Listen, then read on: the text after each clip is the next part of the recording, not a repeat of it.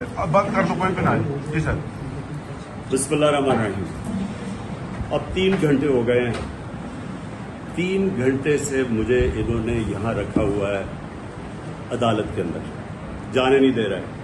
कभी कोई बहाना मारते हैं, कभी कोई बहाना मारते हैं। मैं आज सारी कौम को कह रहा हूँ कि अदालत ने मुझे हर जगह बेल दे दी है, मेरे ऊपर अब कोई केस नहीं है, मैं आज़ाद हूँ।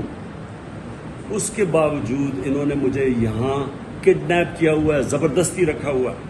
मैं सारी कौम को आज ये बताना चाहता हूँ कि इनकी बदनीयती है, ये फिर से कुछ करना चाहते हैं। सारी कौम तैयार हो जाए कि जब अदालतों के फैसले नहीं माने जा रहे, जिस मुल्क के अंदर कानून की हैसियत ही ख़त्म हो गई है, तो अवाम को पुरअमन एहतजाज करना चाहिए।